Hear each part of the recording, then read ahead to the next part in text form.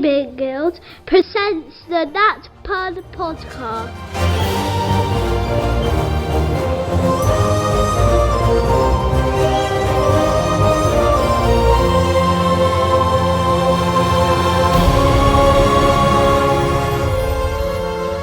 Hello everybody and welcome to our first episode of Fireside Chat, where we talk about all things that are new and upcoming around D&D. I'm joined today by Bertie. Say hello, Bertie. Hello, Bertie. And Ash. Say hello, Ash. Hello, Ash. And Andy. Say hello, Andy. Where's the fireside? It's freezing in this hall. Absolutely freezing. You're correct. We need a proper log fire in here ready for this. And some comfy sofas. We could just set it on fire. That's very true. It's made entirely of wood. I don't think it'd last very long. Yeah. Cool. So with that little deviation out the way. So I figured the first place to start really with the new 24 rules coming out a little while ago. We'll start maybe talking about the player's handbook, because that's what most of our community would have had access to. So when you got your DPD box through the post, how excited were you? What was your first impressions of the 24 player's handbook? It's finally here after having waited for like 2 weeks beyond everybody else in the world, it seemed. I'd finally got it. It was just relief of having it, I think, more than anything. It took a while. I got mine early. I know you did, it's not fair. Early, and I got the Dungeon Master's Guide early as well. So I've got fingers crossed for the monster manual. Yeah. I should have it by the end of Jan, if anything's to go by, and whoever's delivering my post. It's brilliant. So go on then, what was your first impression though when you got that out of the box? My first impression was how absolutely incredible the artwork is. Like in that book, some of the artwork is just phenomenal. I've got it in front of me. I'm going to open a random page. Show our listeners. Show the listeners. Tell them the page For number. people so who you can have the see. book at home. If you have the book at home, one of my favourite pieces is on page 135, which is the Soul Knife Rogue artwork. And I think it's just awesome. I'll just spin it round because Andy's trying to look at it upside down. And there you go. Well, it's only because I haven't actually got the book yet. I got mine at our last face-to-face game day, actually. I bought it through the charity guild. Through the store. I did. What's your impression of it, Bertie? It's bigger than the last one. It's hefty. It's also interesting because I don't think I realised how much of it was changing. So with character creation, I had absolutely mastered it finally for the old book.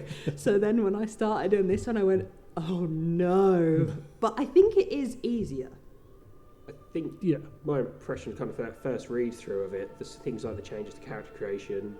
I think they've done a wonderful job of kind of laying out the steps. So someone who's never played before can follow that, and it seems a lot more intuitive than the previous kind of player handbook to me. Yeah, there's things that they explain in this book that they didn't in the previous one, that were things I was always like, I don't know how to work this out.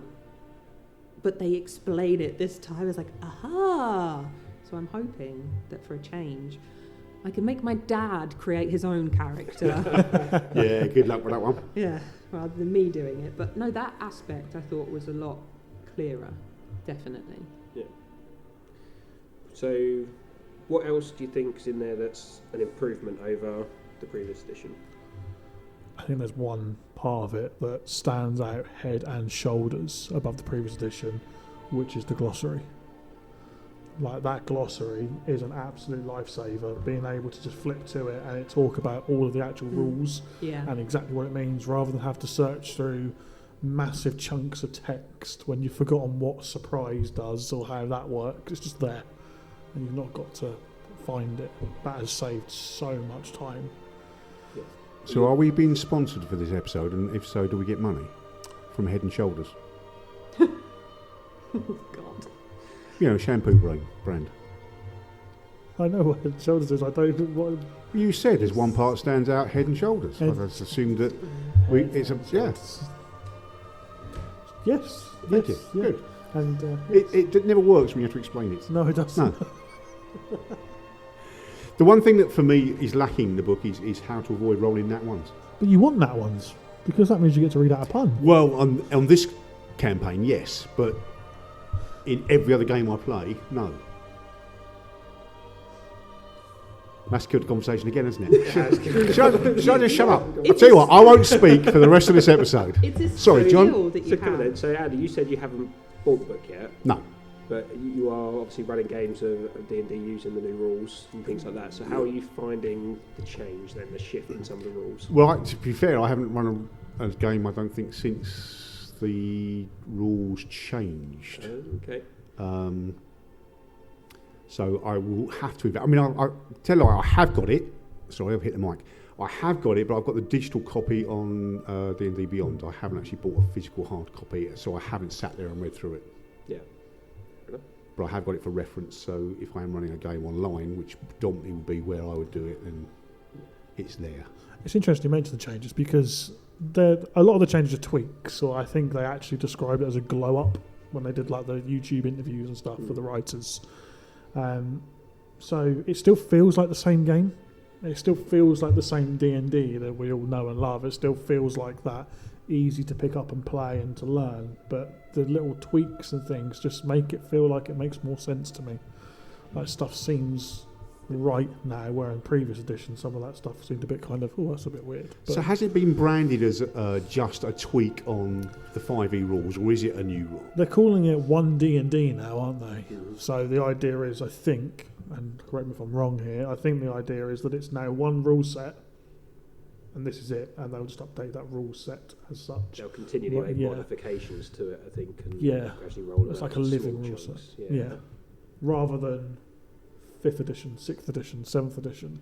Which works great with the digital products they've now got since buying D&D Beyond, but physical books eventually will need to be replaced or extras for them and things like that, won't they? But yeah, I think there's, like you're saying about the rules, there's a lot of clarifications, I think, in there.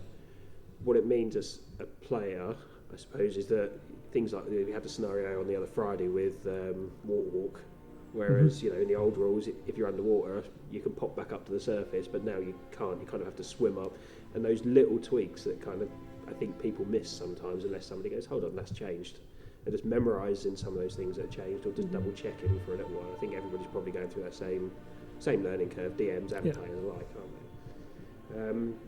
What do you guys think about the changes in the way that character creation has been done in the new rules? So the move away from your species being kind of the driver for a lot of your skills and more towards your class and your backgrounds. I like it. Done.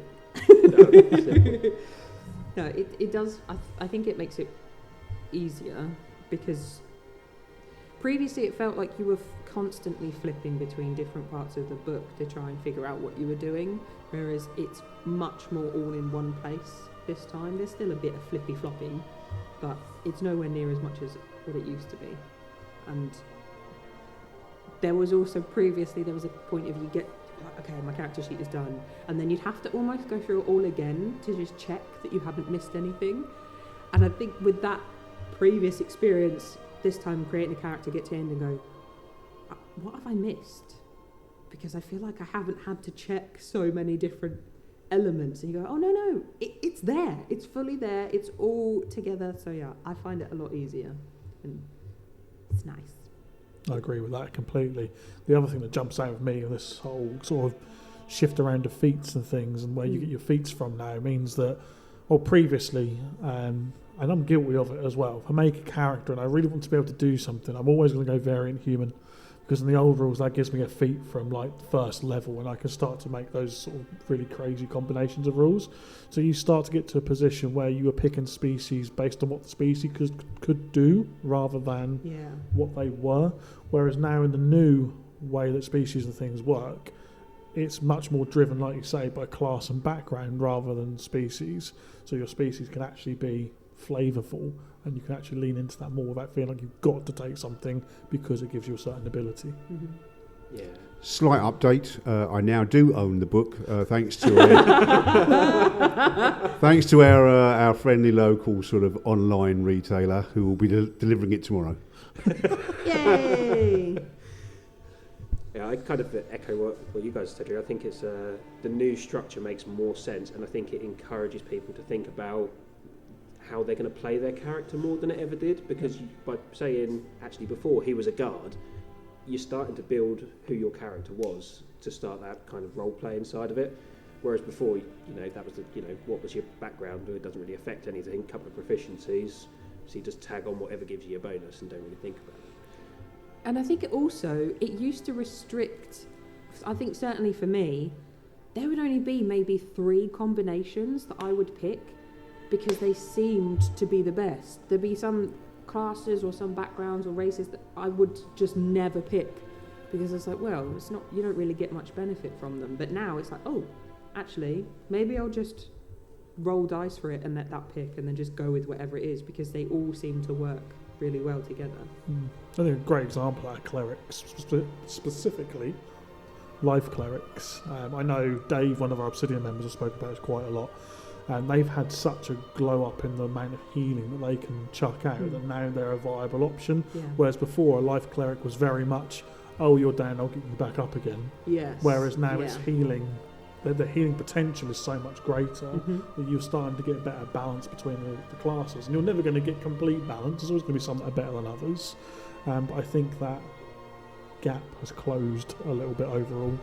I mean, hopefully you don't feel like you felt there, but anyway, you can have to sort of pick 1 or 2 specific things each time. Yeah, I'm excited to just make characters for the sake of it. That's part of it as well, isn't it? Yeah. Like making a character in D&D is fun.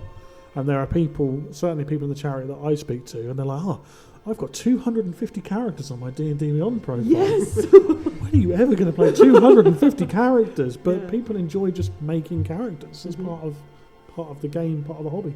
So is this change going to ruin one of my favourite PC games then? What's one of your favourite PC games? Baldur's Gate 3. Baldur's Gate 3 isn't 5e anyway, though, is it? That's 3.5, 3.5 / I don't really know. 5e hybrid. Other games are available. So, just while we're talking Baldur's Gate 3, I must have played quite a lot of that because I forget, because having the kids and not being able to remember where the hell I got to in a long story. I probably played the intro 2 hours of that about 28 times. No. Like, I've got to Act 2 once since it came out, and then I forgot what the hell I was doing, so I started again. I haven't It's had the upsetting. chance to play it yet. It's good. So, because I had to basically buy myself a better console. Other consoles are available. I got a PlayStation. I bought myself a PlayStation 5 because I had the PS4 and you couldn't get it. I'm not smart enough to get a PC because they're way too technical for me. I just want something I can plug in and play, and it goes. And now I can't get hold of Baldur's Gate anywhere. And it's the main reason I got a new console, and now I can't play the game. You can't even get a digital version. No, they're so difficult to get hold of now. It's madness. So if anybody out there's got one that you don't want anymore, let me know in the comments. But that was the thing that drew me to it, because it looked so close to D&D, and I was like, oh, that sounds really cool. But now if I have to learn a whole new system because it's a different type of D&D, whew. Well, actually, haven't they got the characters from Baldur's Gate 3 as playable characters on D&D Beyond? Can't you actually... Yeah, they're sort of standard templates now, aren't they? Yeah. It's not... It feels the same in terms of the way you play it, but I think because of the way some of the earlier versions were written, it's easier to kind of program up effectively. Yeah. Is the reason they do it. There's in 5e there's quite a lot of subjective stuff. Mm-hmm. Very difficult to write an algorithm over something that's subjective. Yeah. So that's why they've used some of the earlier stuff. But it does bring up an interesting topic, I suppose, around it's a new game come out the other year. Lots of people played it, and then they're trying to get into tabletop D&D. Have any of you experienced that and some of the challenges around that? We get it all the time. The number of messages we get as a charity saying, I've played Baldur's Gate 3 and now I want to play D&D. So for us as a charity, it's absolutely amazing. But there are some quite large differences between playing it on the computer game version and playing the tabletop version, which people have to adapt to and get used to. And fortunately, anyone who's done that with us has enjoyed it and stuck with us. But I think that might just be testament to the charity and the people that we have more than perhaps the game itself. So you've obviously done quite a bit of reading in this new book, Ash, and you know me, quite well for the last years. What do you think is going to be the best part of that book for me? What benefit or value is it going to add to me as a player? Oh, that's a really good question. I know. You like killing things. You like hitting stuff and killing stuff. Yeah. So I think mainly my players. Yeah, I think you will actually enjoy the weapon mastery rules, Ooh. which bring a new kind of dynamic to combat fighting. So for melee classes, so different weapons can do extra things if you have access to their mastery, such as giving you advantage, causing the enemy to fall over, still doing damage even if you miss. Woo! Good stuff in there, isn't there? Really, really good stuff. Being the key one, I think, Yeah, for you, Andy. for me, yeah. I think that will tickle your pickle, so to speak. Do you like my pickle being tickled? I think with things like the weapon mastery stuff, players feel a lot more empowered, certainly at the beginning of the game. Like those early levels become a little bit easier, don't they? Well, they have be to close. Interesting to see how they counterbalance that with the monster manual when it comes out. Yeah. Whether they'll give similar things to monsters. It sounds like they might in some of that stuff, but yeah, I think it's going to be interesting because players have definitely stepped up in terms of their ability and their survivability. 100%. Yeah, they have to close the gap between spellcasters and melee classes as well, because the spellcasting classes were so much better than the melee classes that the weapon mastery does help give those melee classes something extra. So I think it's good. I think it's a good thing, and it's enjoyable as well.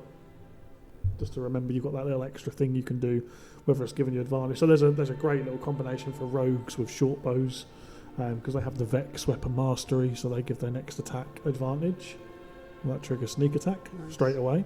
So you can immediately chain together your sneak attack every single time, as long as you can hit your target. Those little things just make the class that much more effective. I think it's going to open up harder monsters, I think. Hope so. From a DM's perspective, you could throw a bit more at the party and know that they've got the survival. You still obviously have to be careful with it's about the damage you're dealing out to them, but they can take it. Like a Tarrasque.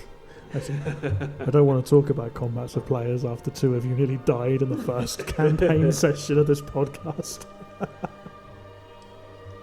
Cool. So, what's people's thoughts on player choices and the amount of classes and subclasses and stuff that are available just as part of the kind of cool 24 rules? I think that at the moment, so just looking at the 2024 rules, obviously they've been really clear that you can still use the old stuff with the new stuff, and it explicitly says in there how you do it, how you mix the old and the new together. But I'm really looking forward to them updating all of that old stuff, all those other species and classes and subclasses, or class and subclasses that are missing. I think it'll be really interesting to see how they change them. I keep referring back to rogues, but even like rogues can now expend sneak attack dice in different ways to do different things. So there's that many more options. It'll be really exciting to see what they actually do with them. So where you've got those go-to classes or subclasses, they might now do something completely different. Yeah, I don't think it's really stopped anybody though, is it? Because I've seen plenty of people in the games that we've run where they've mixed the old rules and the new rules and seem to create perfectly functional characters that they're enjoying playing. So yeah, I think that's a good reflection of Wizards of the Coast and the way that they've managed to update the rules while still maintaining the playability of all the old stuff as well. Because how many of us have spent 30, 40 quid a throw on a book for D&D, whether it's digital or physical or both in some cases, and that would leave a bit of a sour taste if all of a sudden you can't use it, like it's now just completely null and void. And there are other companies who produce games who do that, and your books do become totally out of date and unusable, and you do spend a lot of money on them, but not in this case. It still works, which is nice. So I suppose moving on from the player's handbook, the Dungeon Master's Guide also came out the other month, a couple of months back. November, came out in November. Have people seen it? Have you guys seen it? Not yet. I'm still waiting on the stock to arrive into the guild so I can buy it from the charity. Wink, wink, nudge, nudge, Ash. We are having a few challenges with stock from our supplier at the moment. It looks like the DMG and the Monster Manual arrive at the same time at the moment. First impressions for those who have seen it? Again, a very nice book. Like the internal artwork, the layout, the usability of it is fantastic. I think they've really upped the quality of the book. The old stuff was nice, don't get me wrong, but some of the artwork in the newer books was incredible. Yeah. I think the artwork across all the books feels consistent as well, doesn't it? It's got the same style, flavour and kind of feel to it. What do we think about the Bastion rules? So obviously one of their big kind of things they were pushing when that first came out was, Bastion downtime rules. What do people think about those? Can you explain them for those of us who might not know what they are? Yeah, so the Bastion rules in the Dungeon Master Guide effectively are, the way they've kind of flavoured it is something to do between adventures. So when you get high level characters and they've got loads of gold and you're having, a month between, killing one bad guy before you go off to the next one, what you can do with that gold. So it allows players to effectively get I think from level 5 it starts, effectively buy a house or a mansion or a wizard's tower, and then, wow. like its own minigame to gradually expand that out, and you get helpers that go with it, hirelings. Yeah. And again, it gives the DM a tool to say, you have to spend this much on it just to keep it running, but there's these like events that can happen to it as well, so you might be halfway across the world and get a message saying we're under attack, and you're kind of forcing those decisions. So I think there's some really good and interesting things that can be done with it, but I was just interested to see what other people thought. I think that's really cool. I do. I think the only thing that would concern me from a player's perspective is it's kind of like when you're playing a game, like a survival game. It's like you have to eat or you're going to die. You have to drink or you're going to die. It's like, I just want to focus on the game. I don't want to have to do the human element tasks of it. So I think that would be the only thing. If you are the other side of the world, you're in combat, it's like, it's under attack. It would be very interesting to see how the DM plays that, to make you not go, well, I don't care. The kind of the elements that go into it to make you actually want to save it, I suppose. It would be interesting. I agree. I think it's something that can't be put in every single campaign or every single game, and the DM needs to drop it into the right campaigns in the right way. So massive exploration campaigns probably won't work particularly well, like you say, if you're on the other side of the world and it gets attacked. It's either you're going to get I can't do anything about it, so I don't really care. Yeah. Or you're going to end up upsetting the players because they really want to keep it and they can't do anything about it because it's going to take them 6 months to get back to it. By which point, it's burnt to the ground. Yeah, because as a DM, often a kick between the legs can be quite unfortunate, can't it? So you might not want to upset your players. Possibly not, no. So I think in the right campaign, though, it would be really cool. So we're playing a city-based campaign at the moment on Tuesday nights. That's a great example of somewhere where you could put a Bastion into it and it would work really well. Because you're in that city and the whole adventure is contained in that localised area. Yeah. So if something did happen to it, you could easily get back to it.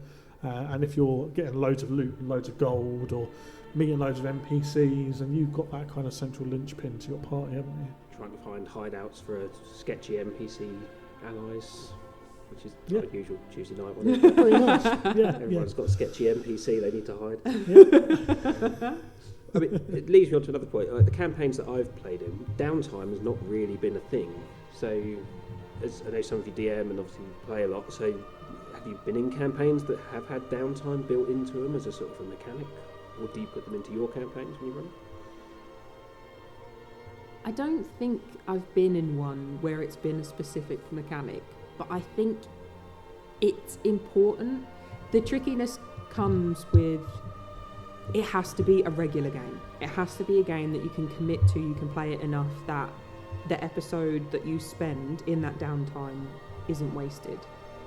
The trouble comes when it's trying to get people together, and actually that time you kind of have to push the story forwards, otherwise you're never going to get anywhere and you don't have enough time to. But it would be really nice, because I think in those moments is when you tend to get the most amount of RP in between your characters, and you create those bonds better, which is sometimes lacking, and it's very difficult. With one-shots, you never expect it, but when it's a campaign that's going on for a long time, if you're only ever having those moments in battle, it's like, no, you need to spend a day decorating your new house so you can fight over what colours, and I want pink because I'm a girly girl, and just having those moments would be good, but it's trying to find the right situations that you can fit those into. Andy, you got any thoughts on that? Well, I've only ever tried to run one campaign and it didn't particularly go well. I just, from a personal point of view, I don't think I've got the patience to run a story that goes on from week to week to week. Plus, the fact, as Ash has already alluded to, I do enjoy my TPK, and that will make that will make a campaign very short anyway. So no, I only ever run one shot, so I've never actually had a need to bring that kind of mechanic into the game. I've got to admit, I've never actually played in a game, in a campaign, where that's been part and parcel of the story. Not quite sure how I'd react. I think, as you say, it brings limited or limited choices. If you are, the other side of the world and something's happening to your home, then what can you do? So I don't know. It must be there for a reason. I mean, I'm sure that people far smarter and wiser than me have put it in there for a reason, but at the moment, I don't really have an opinion on it. To me, that's the key, is it needs to have a reason. I'm not a massive fan of downtime activities. I've never put them in any campaigns I've ever run. But if I've got a player who specifically says to me, during my downtime, I'd like to try and do this. Okay, so we'll make that work. We'll build that in, and that's your reason that you're talking about there, Andy, isn't it? Is that player has a need or wants to do something. An example would be Stuart in our Tuesday night campaign. He's looking to multi-class. He's barbarian at the moment, and he wants multi-class into another class. So he said to me, in my downtime, I would like to do this to help justify my multi-class. So that's a good example of a time where we can use downtime for a reason or a purpose, but just chucking it into, like you said, Bertie, argue over the colours of the wall of the house, to me that's a wasted session. Like, I don't want to do that. I want to go and slay dragons and dungeon delve and all that cool stuff. That's what I play D&D for. So for me personally, I don't tend to build it in as a solid mechanic, so to speak. So in our current campaign then, if I said to you, I want to buy this house, and in my downtime I want to convert it into a brothel. Yeah. You can stop laughing and answer the question. By the new 2024 rules, you can do that. Yeah. I think the other thing is generally the downtime activities is always shopping. It's always, anytime you're not travelling somewhere, you're not in battle, you're not finding out what quest you're going on, it's, we need to do some shopping. And that feels like the only thing that you ever do. So to have an option of something else, of going, okay, we've got a house that we're going to, or this bastion or whatever, we're going to create a fighting ring, we're going to create a war room in there, we're going to do this, just to have something a bit different when it is a case of you have to wait 24 hours until the next part of the quest can pick up. It's the equivalent of rest by the fire until nightfall. It's that kind of element to it, instead of just being like, fills the gaps. Yeah, I guess I'll just go shopping. Something a little bit different is nice. Yeah, see, for me, the shopping, they're going shopping for 2 hours. Yeah, I find really dull. Yeah. Like, I'm not going to lie, I find that really dull, especially like in our Dragon Mail campaign on the Tuesday, like you say, it's a city-based campaign. Anything you want, you can find. So why do we need to, if we're going to do a bit of role play, I would rather we do it back at like the Heroes Guild, where we're training in the courtyard and chatting while we do it for, about what we're going to do next, or someone's backstory because something's happened in the session, or something along those lines. I don't.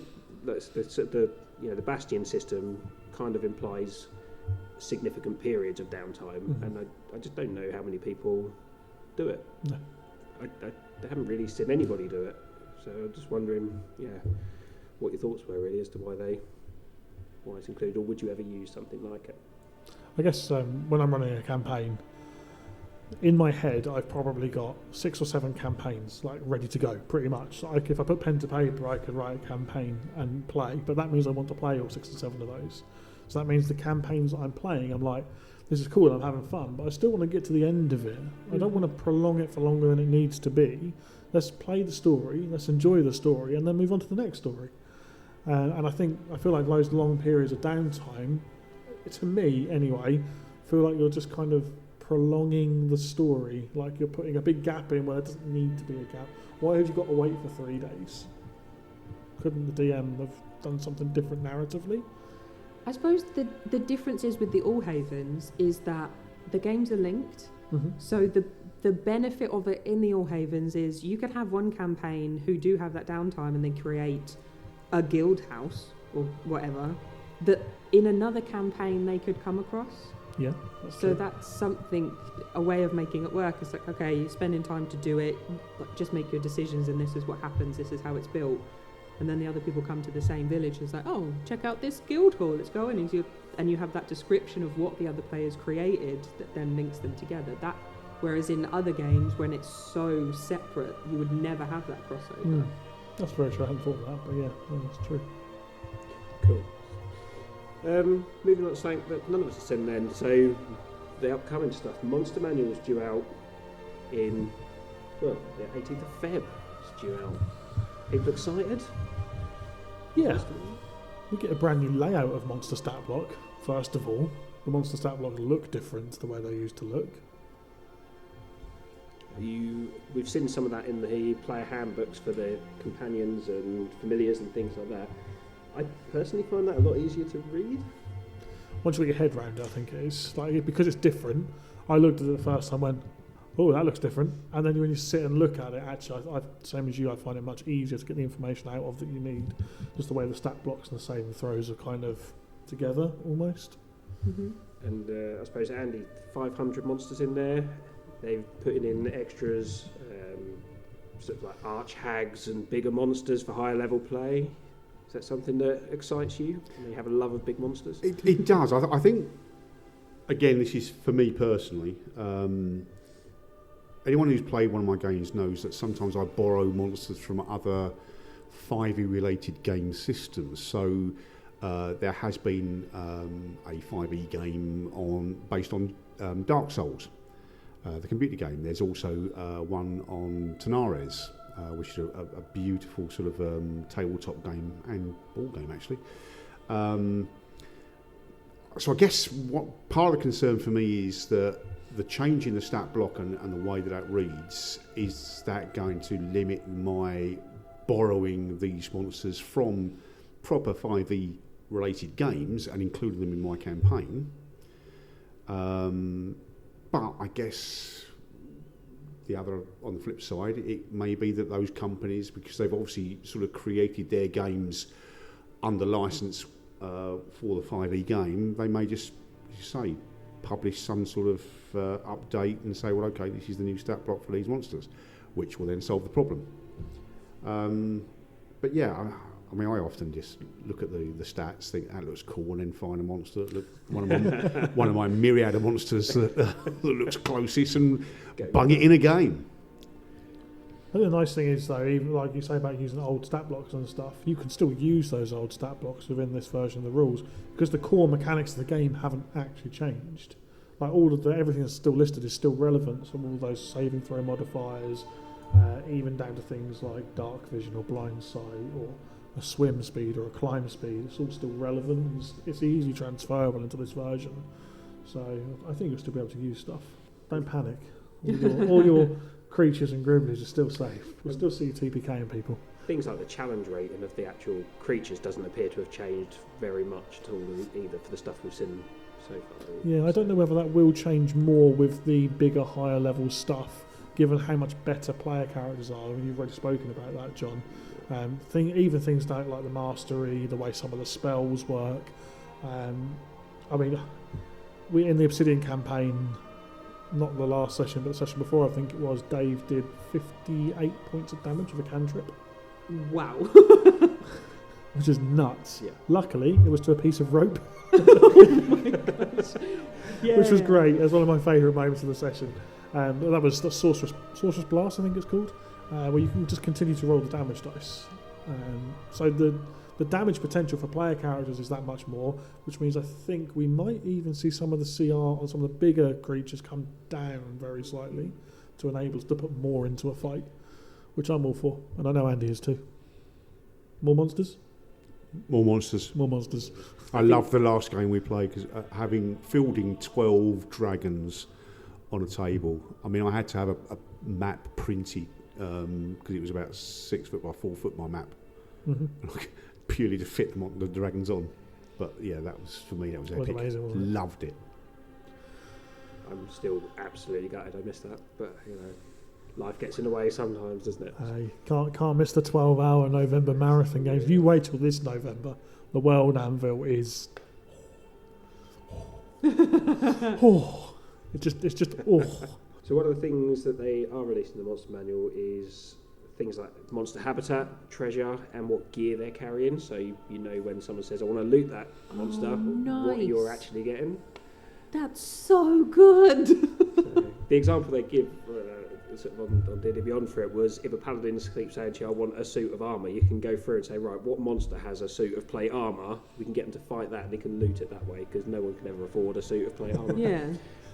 What's your thoughts on that sort of stuff being included in the Monster Manual? It just makes sense. Yeah. You kill an orc and he's got a sword, why can't you take his sword? Yes. It's clearly What's functional. stopping you? Yeah, exactly. It's It's a just functional hitting weapon. And then the DM will normally go, wow, yes, but it's really rusty and not very good.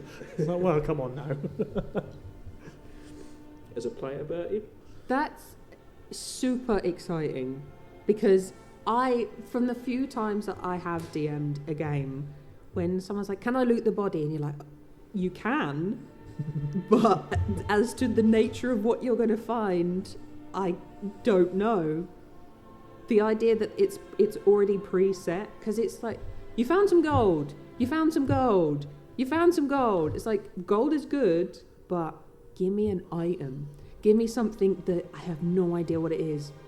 And it takes me like 7 games before I figure it out. The idea that they've put that together and it's also specific for the monsters is so cool. There's nothing better than when you go, you have Goliath armor. It's like, ooh, specifically. And I don't know if they link it in with the traits of that creature as well, because if they do that, that would be very cool. That's exciting.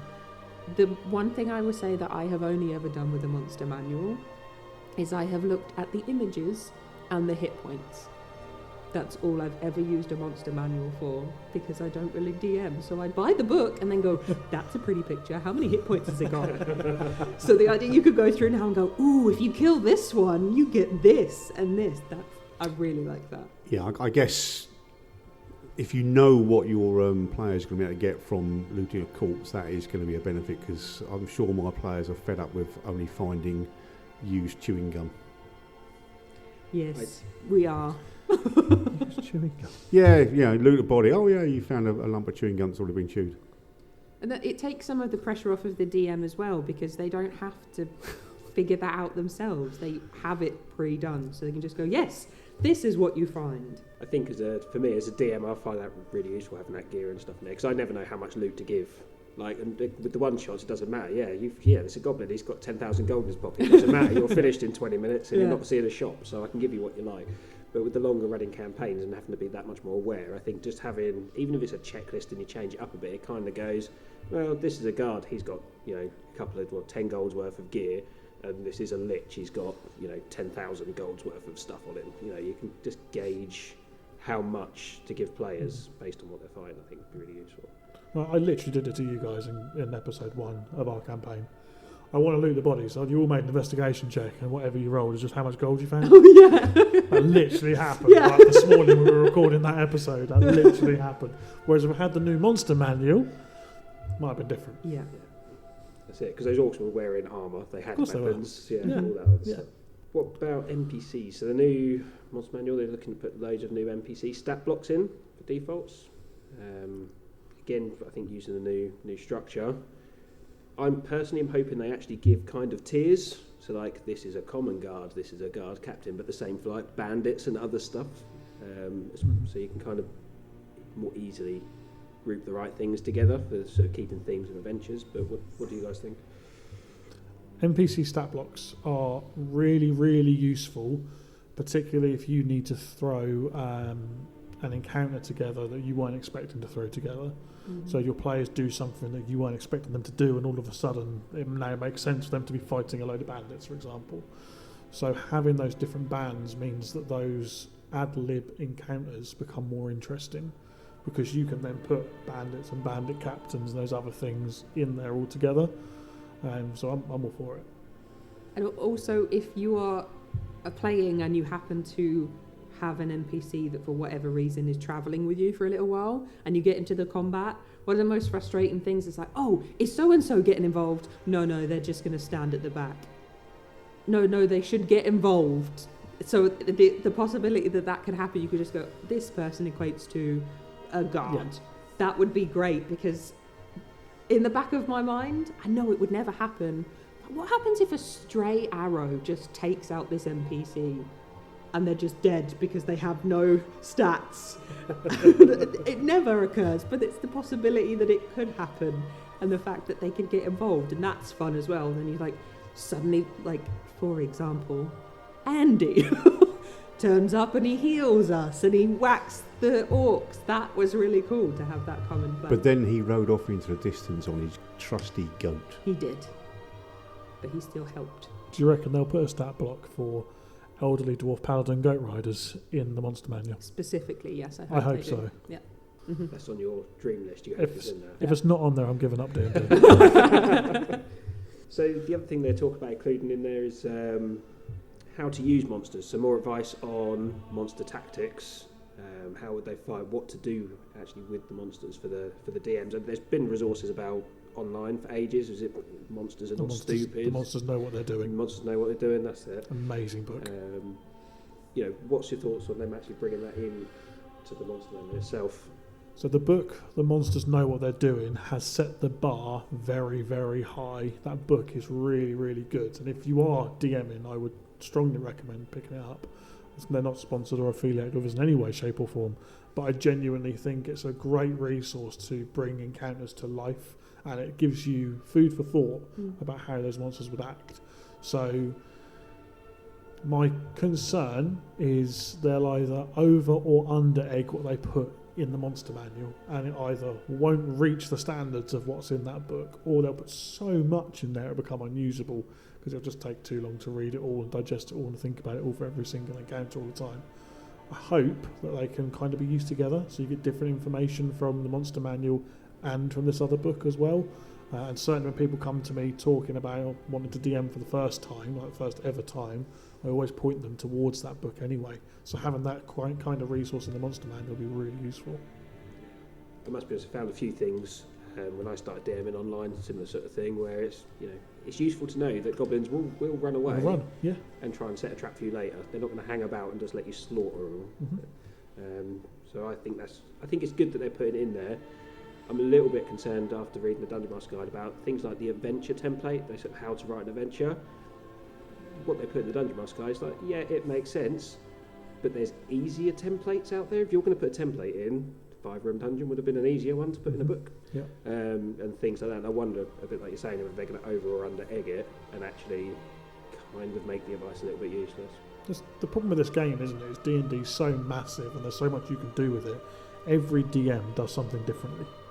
Every single game is different. The way DMs prep is different. The way DMs run the game is different. It's impossible to write a book that's called the Dungeon Master's Guide that covers everything that every DM does. You just can't do it. It's not possible.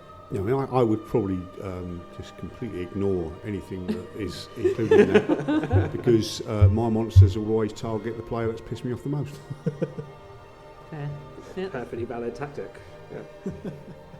But it's kind of exciting for me, because the things that you have mentioned so far are the main things that make me hesitant to run a game, because I don't know what gear to have people find when they loot.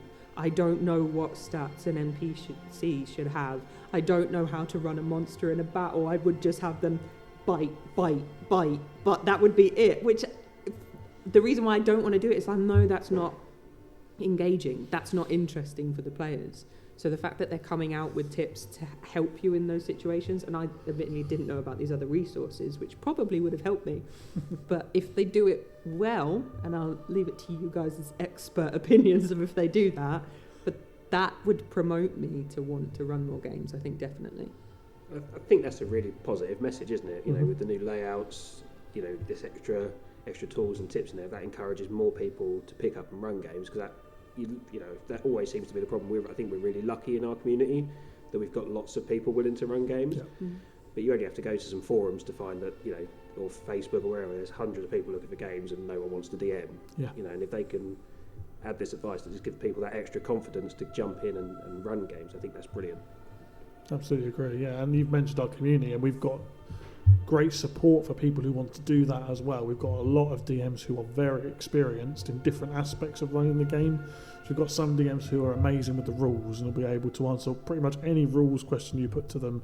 Other DMs will be great at being able to make a narrative or a story. Other DMs will be great at miniature making or building, all of those different skills you could pick up from lots of different people. And there's always someone in the charity that will kind of not hold your hand through the process, but guide you through that process and make sure you get the most out of it as well, make it as comfortable as possible. Just waiting for you to reach my strength. Oh, how long have we got? Because rules, no. Yeah, I can't remember those.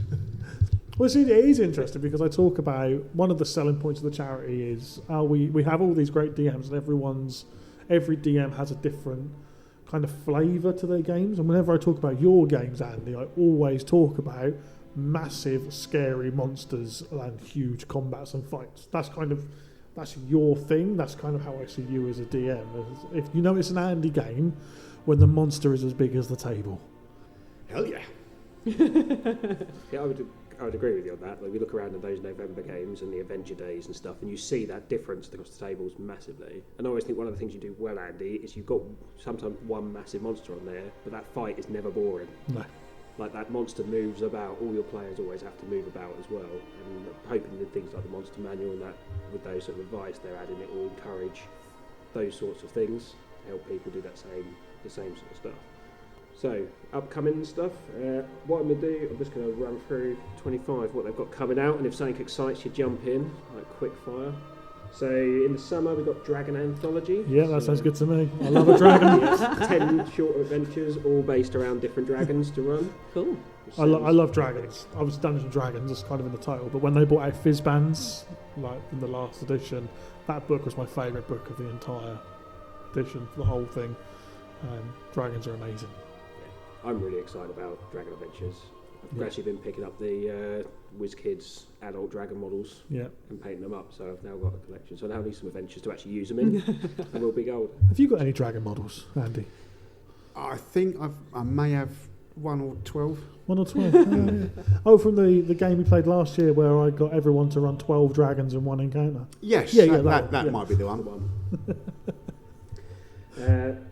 So then in sort of August time, looking at a new D&D starter set. I think they've always done a really good job with the starter sets. The last one I thought was really good, getting people into it and stuff, so hoping for more of the same with the new one. I hope so as well, and I hope they do what they done with Lost Mines of Fandelver, but more quickly. So you had the Lost Mines of Fandelver was the first 5e starter box, but then not that long ago they released the Shattered Obelisk book, which was then like the next book in that series. So that book really could have done with being released a lot earlier on to give those players who completed that starter adventure the next step into the next kind of level or tier of play of D&D. So I hope we get that with this starter set. I hope we get the supplementary stuff more quickly. But starter stuff is always good, isn't it? It always brings people in. Yeah, it makes it accessible and like you say, kicks things off for people, doesn't it? That love of the game. Later in the year, Forgotten Realms Player's Guide.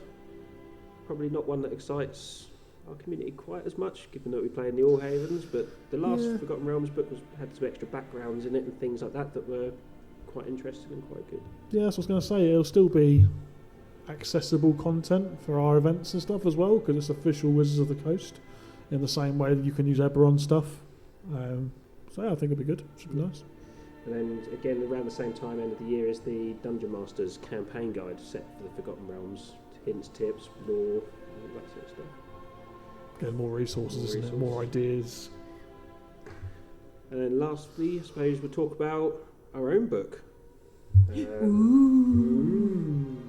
the All Havens Players Companion is due out soon. Ash, do you want to tell us any more about that? No, you're right. Cool. Thank you and good night. Good night. Sure, I'll tell you about that. So, for anyone who doesn't know, we release a book every year which drives our narrative of our world forward and all the other bits and pieces. We've done it differently this year. We're going to be using YouTube for the narrative part of it. But the book itself has some information about Dragonmount and the city and the region. But perhaps the more usable part of the book, I suppose, is we've reviewed all of our homebrew classes and subclasses to fall in line with the new 2024 rule set. I'm just scrolling through it now. I'll tell you what's in there. So we've got a complete rework of the Dragon Guard class to fall in line with the new 2024 rule set, with all 3 of the subclasses that come with that as well. A complete rework of the Divine Inquisitor class and all the subclasses for that as well. Scroll past the 13 different subclasses for that full class. Dragon Shield Guild Agent, which is a rogue archetype, that's had a complete rework now to represent the different parts of the Dragon Shield Guild. So you now pick which order you want to be a part of, and then that changes some keywords which then link to abilities that you can use. Which should be good fun. The one of your favourites, John, the All Havens Domain Cleric. Love it. Yep, I know you do. That's had it's had a rework, but it had the rework a while ago, didn't it? Because you were part of that rework for that class or subclass. We have a new Soul Eater Warlock subclass as well. That came from Lizzie, one of our War Council DMs, who's developed that. We've got a Biomancer, which is a Constitution-based full caster. That's a full class with subclasses, again, all in there. We're still going, there's still more. We've got a new species, which is a Volpling, which is basically a fox person. So that's in there too. And we have reviewed how Arcanometers work, which are like magical compasses. We've reviewed all of our customised weaponry as well to give them all weapon masteries.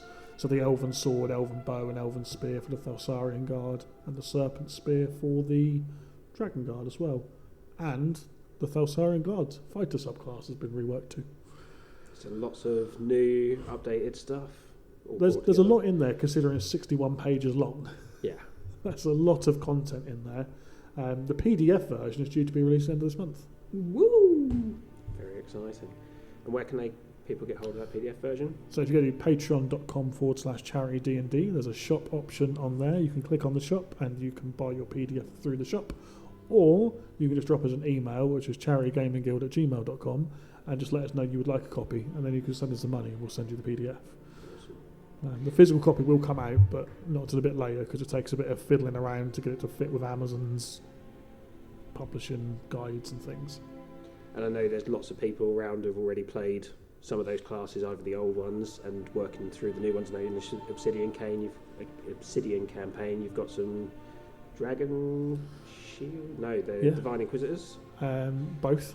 Both Dragon Shield and Divine Inquisitors. Yeah, JP's a Divine Inquisitor, Ethan plays Dragon Shield Guild Agent, and Niall was playing a Dragon Guard until we sent him off on a boat. Not Niall, the Dragon Guard. So people are playing them. I've played the Vessel class forms, having lots of fun with that, so they're really great classes to play. Yeah, and there's a lot of people who cast their eye over it as well to make sure they're balanced. So you're not going to get hold of it and play with something that's massively unbalanced. It should feel pretty good. But if you do decide to do anything and something is a bit broken, just let us know and we can always revise it. But Andy, any thoughts on, would you ever play one of the All Havens home classes, subclasses? I have actually. I played one of them. I played one of the Dragon Guard. I was like an 80-year-old Dragon Guard character who had been kicked out and then was still flying the flag. He still believed he was one of the team. It was a terrible, terrible experience with a potato sack. For those who know, they know. But no, it's exciting. I also just want to extend appreciation to all of the people who work on those, because I know it's a lot of work that goes into them, and to review them and to have things created specifically for the All Havens that are players. can use is very much appreciated, and I don't know if you hear that enough. So to you, Ash, and anyone else who is part of that, thank you very much. Thank you. So, I suppose for you guys, is there anything else that you'd like to highlight that you're aware of that's coming up that doesn't have to be Wizards official? If there's anything from any other game systems that the community are interested in or you think of playing? I was one of those people who decided to spend my hard-earned cash on the Daggerheart one from Critical Role. Other podcasts are available. Like this one. So that's an interesting kind of system. So that works differently, doesn't it? Yes. Doesn't it have like 2 different dice that mean different things or something? Yes. So you have hope and you have fear as part of it, and then your abilities are dependent on if you roll with hope, you get one thing. If you roll with fear, it's kind of benefits for the dungeon master in the game. So I did the pre-order for that, and I was silly and got the special edition. So when it actually turns up, I'll have a look and then bring it in, and we can have a review of that if you'd like. There's something we can chat about. But I just like the fact that it was called Daggerheart. I just think that's a good name. Put it on the strength of the name alone. Yes. Excellent. I have heard good things about it. Mm-hmm. I know there are other people from the charity who play it. I've read it. Do I'm aware something of with it, They do yeah. something with it. I'm not one of those people, so I don't know. But yeah, I've heard good things. And Andy plays every system that is in existence, so it's difficult for him to pick one to talk about. Yeah, board games, tabletop games, RPGs, you name it, I play it. Not very well, and that's probably why I play everyone. So I'm still trying to find a game that I can actually win at. Is there anything coming out for any of the systems you do play, Andy, that you're particularly excited about? Well, I just updated the rule set for Infinity, so it's now the N5. And one of the beautiful things about the Infinity game is that where with most games, to successfully hit or whatever, you have to roll high. With this, you have to roll low. Yay! You have a chance. Except for in the N4 version, you had to roll high for the save throws. Everything else, so to hit and damage, was all low, but with this, it's high. But they've changed it. In the N5, you even roll low on the saves, so I've actually got a chance of winning the game. I'm so excited. But Corvus Belli, who do the Infinity game, they've also released a sort of fantasy-based skirmish game called Warcrow, which is also looking very, very good. I may have bought everything they've released so far on that as well. They're lovely miniatures as well, aren't they? Oh, beautiful miniatures. And actually, end of next month, the Warcrow board game variant is coming out, which will include models from some of the factions that haven't been released yet on the tabletop game. So yes, looking forward to all of that. Very exciting stuff. Ash, anything from you? I don't really know. Yeah, probably.